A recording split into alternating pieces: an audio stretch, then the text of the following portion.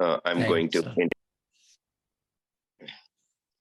going to go ahead and introduce our next speaker. I'm Amit Arbune from University of Kentucky, and where we started a cardio-oncology program. So it gives me immense pleasure to introduce our guest speaker, Dr. Ravindra Balika, who is the inaugural director of Cardio-Oncology Center of Excellence and professor of internal medicine cardiology at the Ohio State University Wexner Medical Center.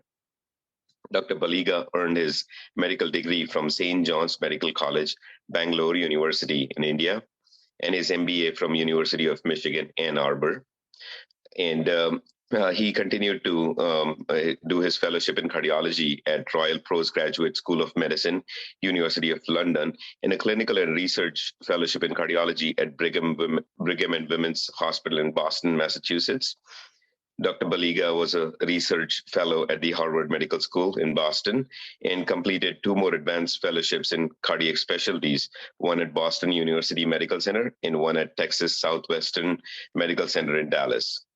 Dr. Balika was the editor-in-chief for Heart Failure Clinics of North America, is the CME editor for the American College of Cardiology, and is a section editor of the CardioSource Review Journal, and the section editor for the American College of Cardiology, Cardiovascular Imaging. In addition, Dr. Balika is the editor-in-chief of the popular textbook Practical Cardiology, and he also is the co-author for the Cardio-Oncology textbook, the ICOS Cardio-Oncology textbook, which I've used a few times. He was elected a fellow of the International Cardio-Oncology Society, a fellow of Royal College of Physicians in Edinburgh, and the American College of Cardiology. Dr. Balika's clinical interests include cardio-oncology and heart failure. He is the recipient of the American College of Cardiology Gifted Educator Award in 2017 and the OSU College of Medicine LSI Preceptor of the Year 2021. Thank you, Dr. Balika, for presenting with us today, and over to you. Thank you for the kind introduction, Dr. Arbune. And I think it's a recorded talk, which Brian may have.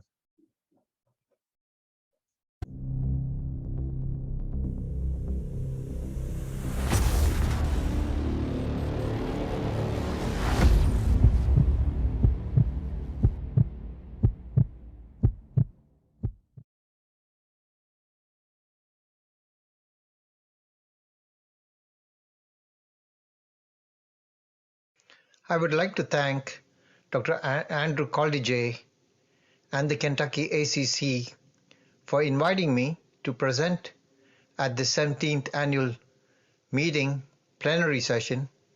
It's a great honor, and I will cherish this maestro recognition.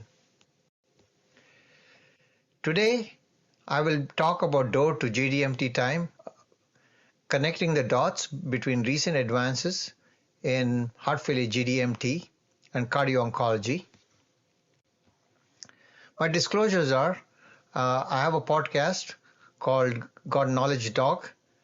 Many of the podcasts are on cardio-oncology, and I'm one of the editors for the International Cardio-Oncology Society Board Review Manual. Cancer-related cardiomyopathy is well recognized.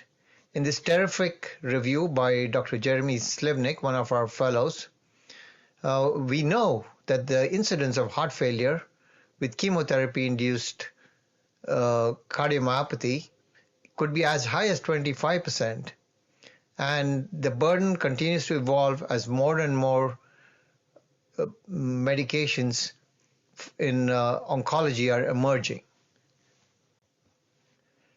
The 4 pillars for the treatment of heart failure are now ARNIs, beta blockers, mineralocorticoid receptor antagonists, and SGLT2 inhibitors. The early mortality in heart failure, based on the Framingham Heart Study, is 10% at 30 days. So within the first month, we lose 10% of our patients.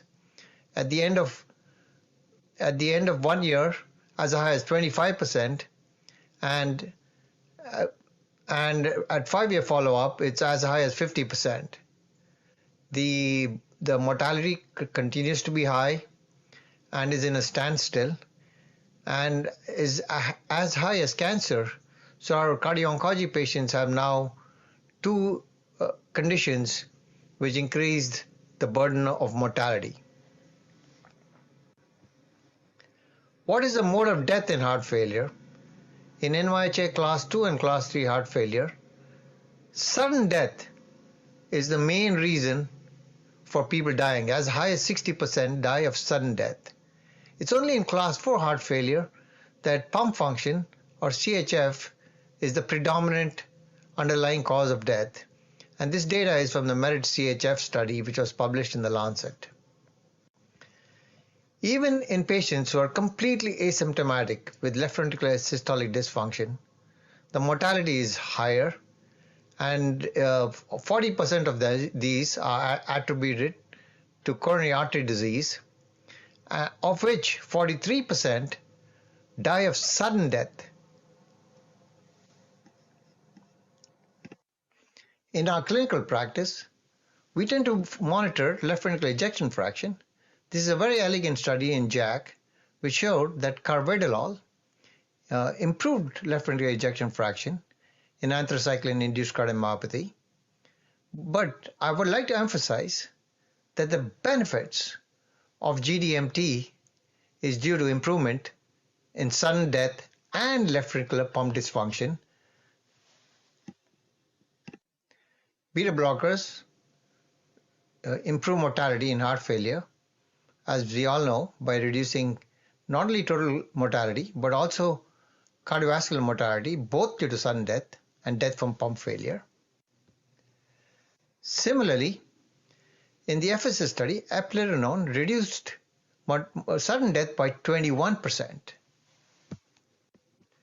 In the paradigm heart failure, there was a 20% reduction in sudden death with ARNI and a 21% reduction in heart failure death. So the improvement in LV function is not the only reason for improvement with the four horsemen, but also due to a reduction in sudden death.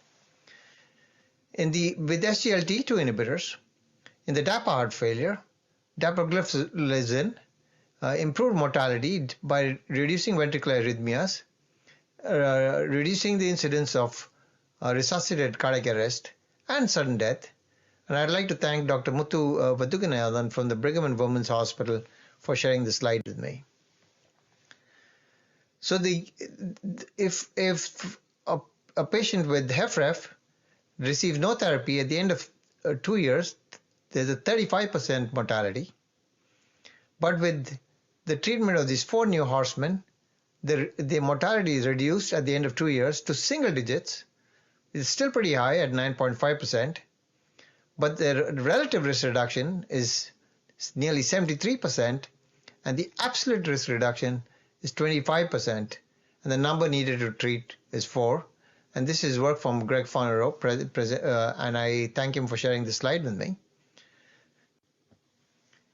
Interestingly, Daniel Cardinal in JACC of 2010 and investigators showed that in Adriamycin cardiomyopathy, early administration of GDMT, there were better responders to left ventricular ejection fraction.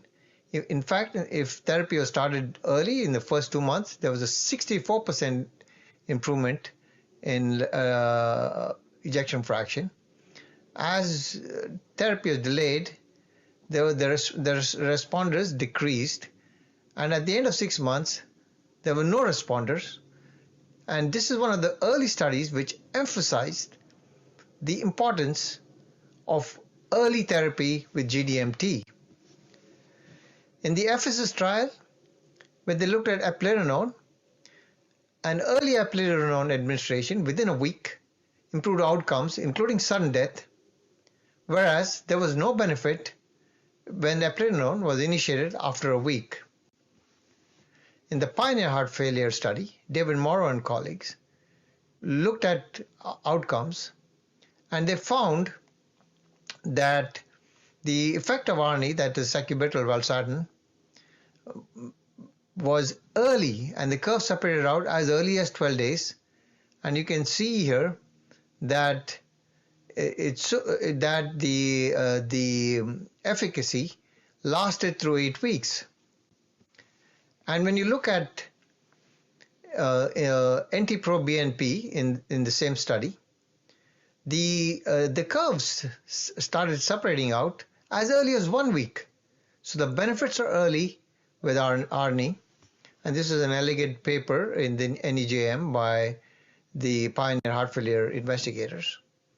Similarly, in the Paradigm Heart Failure, you can see within 10 days of randomization, the curves are separating out. And at the end of 30 days, they're nicely separated out. So a lot of the benefit is early. And the reason for this is you can see that the NT-proBNP and the troponin T values, the difference between the two groups is apparent within 4 weeks and was sustained at 8 months. Another group of investigators showed that with ARNI, plasma aldosterone, plasma endothelin, and NT-proBNP all improved within day 21. So, but it was as early as 1 week. So the key take home is early therapy is beneficial, and there are papers now showing both in vitro and in vivo in mice models that ARNIs are beneficial in chemotherapy-induced cardiomyopathy. And there have been case series where using ARNI in heart failure due to chemotherapy, that they are very favorable. More recently, our neighbors from Indiana had an abstract in the ECC showing the benefits of ARNI both in adriamycin and trastuzumab-induced cardiomyopathy. Clearly, we need more clinical study or large registry data to validate these important findings. Another key takeaway is based on the Paragon heart failure, the FDA has approved ARNIs for patients with HFpEF. Now, the new kids on the block are SGLT2 inhibitors, and the benefits are substantial. In the DAPA heart failure, there was a 49% reduction in events by day 28. In the soloist acute heart failure, there was a 39% reduction in events by day 28. And in the Emperor reduced, the benefits reached statistical significance as early as 12 days after randomization. I'd like to thank Dr. Greg Fonarow from UCLA for sharing the slide with me. And when you look at the Emperor preserved, the survival curves separate out as early as 18 days. And so the benefits of MRAs, ARNIs, and SGLT2 inhibitors are right off the bat within the first month. And more recently, there have been papers and abstracts showing the efficacy of SGLT2 inhibitors in chemotherapy-induced cardiomyopathy. In this very elegant paper in JACC heart failure, they found when SGLT2 inhibitors were started when the blood pressure was soft, there was actually a slight increase in systolic blood pressure when the blood pressure was less than 110. There was no change when the systolic blood pressure was between 110 and 130. And there was a slight reduction in blood pressure when the blood pressure was greater than 130. So the effect of SGLT2 inhibitors is bimodal. And so one must not hesitate to start therapy when the blood pressure is soft. This is no different with carvedilol. In the Copernicus trial, when patients were treated with carvedilol, when the pretreatment blood pressure was between 85 to 95, there was no decline in blood pressure. In fact, there was a slight increase. In fact, if you look at this upper panel of this graph, there's an increase in blood pressure when the blood pressure is soft. In the lower panel, it shows in all comers, the blood pressure is reduced. And again, I think because of its alpha-1 blocking properties, it's got very favorable tubular glomerular effects, which will allow it to have this bimodal effect on blood pressure. Milton Packer and John McMurray have argued that the step one in the management of HFrEF involves starting beta blockers because of its antiarrhythmogenic efficacy and SGLT2 inhibitors. And I would argue that both these classes of drugs also improve soft blood pressure. And if the blood pressure increases, then it's easier to roll out the ARNIs and the mineralocorticoid receptor antagonists. Whereas Greg Fonarow, Javid Butler, and Stephen Green, in a very elegant editorial in our viewpoint in JACC Cardio-Oncology earlier this year, have argued that that ARNIs, beta blockers, mineralocorticoid receptor antagonists, and SGLT2 inhibitors should all be started right off the bat on day one at the lowest dose, and then to titrate over the next few days as tolerated. And as I've discussed, the mortality in the first month is 10% at least with HFrEF. So it is really important to start early and titrate up to max dose GDMT as tolerated, preferably within a month, because it saves lives. In fact, the key takeaway from today's talk is door to GDMT time and door to max dose GDMT time. In fact, I would argue door to early GDMT therapy in LV dysfunction is vital. Being tardy may be deadly and fatal. Early to start and early to max dose GDMT therapy is the key, particularly in those with an elevated BNP. This will save lives much more than many. In fact, I would argue that it is really important to educate our referring docs, cardiologists, hematologists, and oncologists to initiate GDMT right off the bat, because it may take a while to get into your clinic. In fact, I try to see the patients the same week after I get the referral for HFpEF and HFrEF, particularly in our chemotherapy-induced cardiomyopathy patients, because time is the key, and we may save lives right off the bat. Often, if the patient can be seen, encourage the oncologist and the hematologist to start at least beta blockers and mineralocorticoid receptor antagonists if there's no kidney dysfunction. And many of the patients are diabetic, so it's easy to get approval for SGLT2 inhibitors. As you all know, the biggest challenge is getting approval for some of these newer medications from the insurance companies. Sooner or later, we will all have to have a pharmacist-driven GDMT clinics, just like we have clinics for anticoagulation. The GDMT clinics will help titrate the dose of these patients to maximum dose, so they're on optimal therapy. And so this is the future. I hope you have found this thought-provoking and has made a difference on how you will manage your heart failure patients from now onwards. Thank you. I would like to thank Dr. Andrew Colizet and the Kentucky ACC for inviting me to present at this plenary session for the annual meeting. It's a great honor, and I cherish this maestro recognition.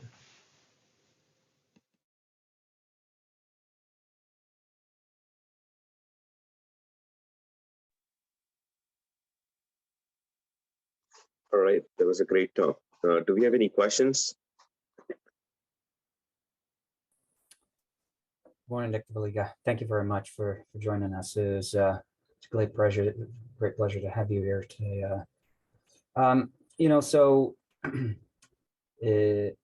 clearly, this is a renaissance period for any heart failure patient. We have all these great drugs that essentially, short of our beta blocker and ACE inhibitor in and of itself studies, now we have these numbers that are superior to anything else we've been using so far, including SGLT2 inhibitors and such. I suppose a lot of questions may come from just simple fact of maybe, without getting into too much detail, which chemotherapeutic agents are obviously, including our institution, we do have a allocated sonographer and such for the Markey Center, for our cancer center. Short of screening everybody, anything specific you would look into, any particular chemotherapeutic agent that is more significant than others? I mean, some obviously, because of myocardial dysfunction, you start looking for strain patterns and such. Others related to arrhythmogenic components and such. But any sort of quick thoughts on particular chemotherapeutic agents that you pay attention to more than others? So I'm going to sort of give one or two nuggets on what is seen in my practice. If you look at all the old papers, they say adriamycin-induced cardiotoxicity is a bad prognosis, but that was based on data pre-GDMT. And in my opinion, that if you start therapy with GDMT, even with even with doxorubicin cardiotoxicity, we can do it right off the bat, that we can make a difference. And the key is to get the oncologist to call you the same week so that you can initiate therapy. The second challenge I see in my practice is, yes, the EF has gone down by 10 points, but I still want to continue the chemotherapy. And we work with the oncologist, because sometimes we can handle a lower EF, but they may die of the cancer. So we kind of make the surveillance more frequent when we do that, so that every 6 to 8 weeks we will do the echoes, and we will take the risk, the patient fully knowing that there are benefit, risk, and reward in these issues. With the checkpoint inhibitors, you're quite right, Dr. Koldige, that we have to look at a panel of biomarkers. Echo is one, strain is almost another one. We routinely report strain in our echo lab at Ohio State. So for us, it's standard of care, and I would encourage you all to report strain in all patients with heart failure, because of all the benefits with the new GDMTs. We also look, if people are on checkpoint inhibitors, we do cardiac BNP and high sensitivity troponins in all the patients. And then if there is some concern of any changes in these biomarkers, we will do a cardiac MRI too. And believe it or not, just garden variety EKG. I remember a year ago, we had this patient who was started on a checkpoint inhibitor, and the oncologist, she was following him in clinic, and she looked at the EKG. There was a prolongation of the PR interval, and she stopped the checkpoint inhibitors and referred the patient to my clinic. By the time I saw the patient in clinic in 5 days, and I was covering the hospital and service, but I saw this patient as an add-on. I ran down, saw the patient. The patient said, "Oh, they stopped it because I was feeling lightheaded. I no longer feel lightheaded. I feel great." And but then I asked my nurse to do an EKG, and we found a 2:1 heart block. So I admitted the patient. We pulsed her with Solumedrol, just like we do with our heart transplant patients, gave a high dose and then taper steroids. And we watched the patient for a week, and the 2:1 block resolved for about 3 to 4 days. And it was normal, and then it went back into a heart block. And finally, then we got EP involved, and then we did a treadmill test and found that the patient was chronotropically incompetent, and then we had to put a pacemaker. So we are learning along the way, and even EKG is a really important biomarker in these patients. So as you know, that more and more of these drugs are, it's rare with any particular drug, but as oncologists use more and more of these drugs, we're going to see more and more down the pike with checkpoint inhibitors and immune kinase immunologics in cancer. Thank you. Great. I have one question to follow up on a couple of things that you mentioned during the talk, Dr. Balika. As in, you rightly pointed out that we should start treating patients with asymptomatic LV dysfunction as well, as they have high mortality. And you also mentioned the slide that in the percentage of responders after anthracycline, in terms of how many respond to therapy, like after 6 months, there were no responders. So I see a lot of patients who are couple years post anthracyclines, and they would have reduced LV function, and they don't have any heart failure symptoms, completely asymptomatic. EF is like 40, 45. What do you do in those patients? Yeah, so, as you all know, in heart failure, the big challenge is, can we discontinue the drugs once we think they're stable? And I remember this was way back when beta blockers, when we started using it way back in early 2000s or late 90s. I had this marathon runner whose ejection fraction went from 30 to 60% with non-ischemic cardiomyopathy with the beta blockers. So his GP said, oh, his EF is normal, let's stop the medication. And guess what? I saw him 6 months back in clinic and it was down to 20%, okay? Then I had this 21-year-old patient with non-ischemic cardiomyopathy, probably due to myocarditis, and her EF went from 30% to 60%. And at 21, she just stopped the medication herself. She didn't consult anyone. Okay, and when I saw her 6 months later, her ejection fraction was at 60%. So what I'm trying to say is the natural history of systolic dysfunction varies, and so I tell this, I discuss this with the patient, and I don't stop therapy because of that. In fact, you will see that even ICDs, even if the EF improves substantially, EP will put when the ICD is end of life, they will put another ICD because you still have the residual risk of sudden death and mortality. In fact, HFSA and ACCHA are talking now. They don't want us to use the term recovered function, LV with recovered function. They want us to use the term LV with improved heart function, because there is the ongoing risk of cardiovascular mortality and sudden death. So my thoughts are, in fact, in your patient, to ask specifically, on your patient, I would start her or him on an SGLT2 inhibitor. Yeah. No, I tend to start these patients as in, I do see patients, and then I get questions from referees like, hey, in cardio-oncology, these patients, what are you gonna, they've been asymptomatic, they've completed their therapy for 2 years now, and their EF is 45% because nobody checked it, right? As in, we're trying to raise awareness for kind of monitoring LV function after anthracyclines, and people have just not checked it if they've gotten their last dose, and 2 years later, nobody has checked it, and they see an EF of 45%.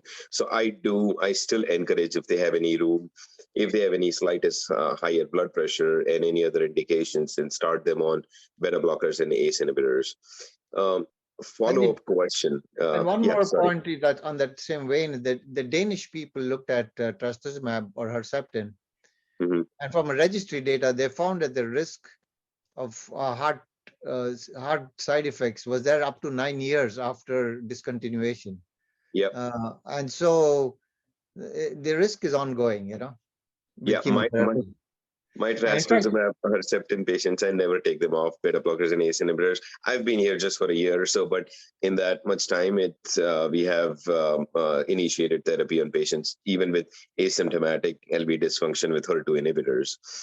A follow-up question on therapy in these patients. Do you use Entresto or sacubitril/valsartan in these patients who have asymptomatic LV dysfunction and just a drop in the GLS. They don't, as in we know from Succor trial that any drop in the GLS, if we start treating them with medications, but they looked at only beta blockers and ACE inhibitors, and they had reduction in the drop in the EF. So not many people had drop in the EF with treatment. So, but that was mostly beta blockers and ACE inhibitors. What are your thoughts about Entresto in that population? Drop in GLS, but normal EF. So as you know, the biggest challenge with ARNIs is hypotension, and the bigger challenge is the insurance company approving the prescription in someone with this. But in February, the FDA has approved it. So now it's mainly if we can jump through this hurdle with getting it approved. And I would argue, in fact, that I think ARNIs is going to be the foundation for HFpEF along with SGLT2.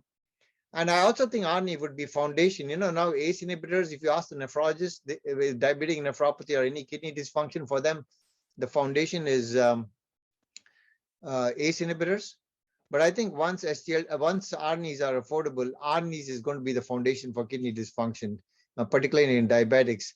In fact, if you look at, there was a circulation paper, and I can send that paper to you, is that the GFR improvements are so much better with ARNI, that is with sacubitril valsartan, when compared to garden variety ACE inhibitors.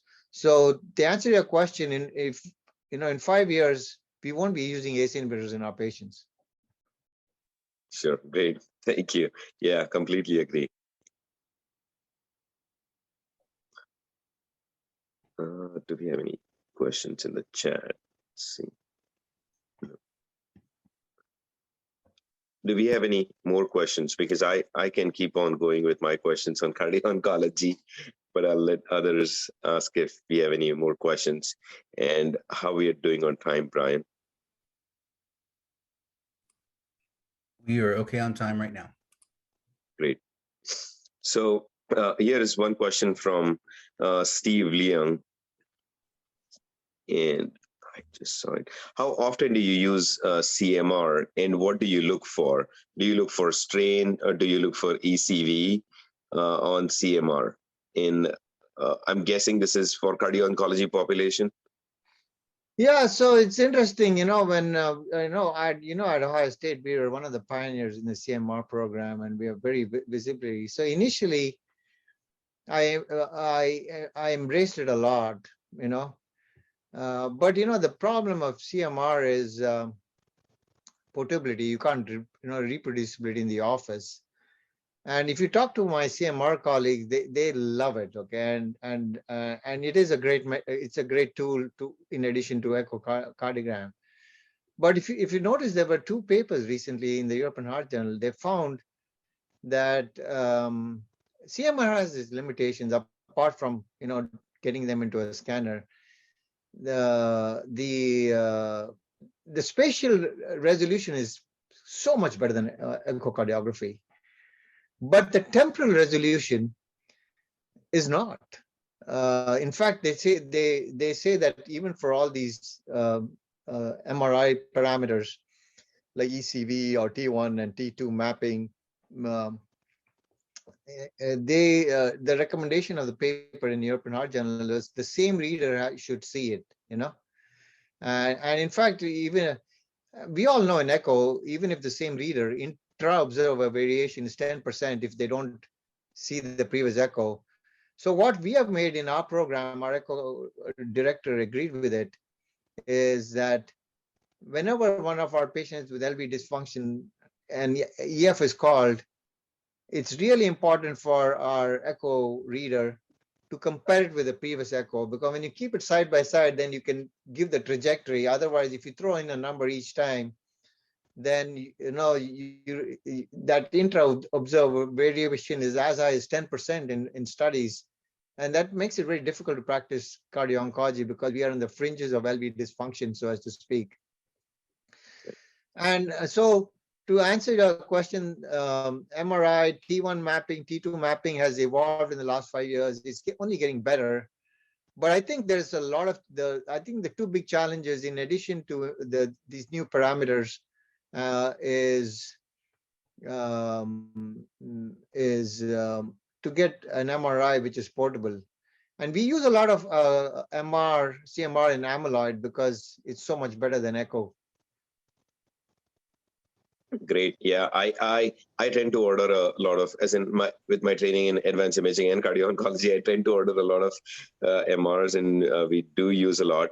And MRI and your first question that Andy Kaloje had asked about that, and when you mentioned about that patient who developed heart block and had been on immune checkpoint inhibitors, did you guys get an MRI to see if he had any myocarditis? Yeah, so we got an MRI and that confirmed the myocarditis. I should have mentioned that. Yeah. Okay. But yeah. I can tell you, I've had patients, we have done an MRI and his MRI is stone cold normal.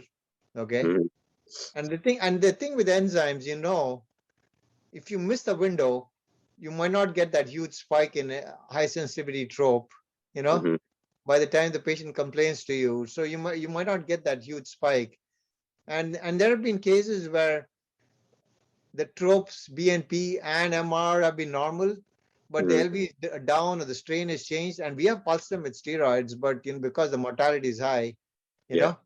Yeah. In fact, Tom Nealon from MGH had this thing about PVCs. I've had PVCs with chemotherapy, which our EP colleagues have actually ablated them. And then the EF has improved. And then we have gone back and rechallenged them with chemo. Mm-hmm. I've had 3 patients who had developed biogeminy, and their PVC burden was more than 20,000. So our EP guys did the ablation, EF improved, we restarted the chemo, especially maintenance trastuzumab in our HER2 receptor positive patients. So MRI is great. I know the imaging people don't want to hear it, but even that has limitations. You know what I mean?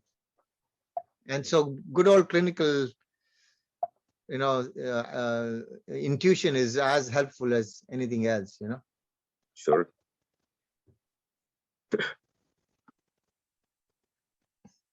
Do we? Let's see. I'm checking the chat. We don't have any more questions. Do you, one last question, and I will see if we are good on time. Do you re-challenge the patients who have developed myocarditis with immune checkpoint inhibitors? That's a great question, and it depends on the oncologist, and many of them don't want to. Mm-hmm. But then, it all depends on where the patient is in their cancer trajectory. And at some point, the oncologist may go ahead or the patient may choose to do it. But I can tell you that sometimes when you re-challenge it, the patients don't survive. And then we don't know whether they passed because of the immune checkpoint or whether they passed due to the cancer. You know what I mean? Right. Yeah. Anecdotally, once we lose them, it's very difficult to go back. I'm very hesitant to go back into the record once the patient says deceased. It's kind of because then it's only anecdotal, but that's the challenge with patients who we lose. Sure. Yeah. Certainly. Great. I don't have any. I am not going to ask any more questions.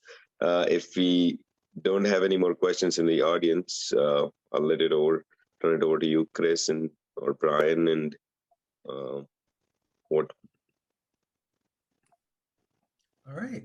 Well, thank you, everybody. The next session we are going into a break. So please visit the exhibit hall and interact with the exhibitors. The next session starts at 10:15. Thank you for the invitation. I'm honored. Thank you. Thank you for being here. Thanks.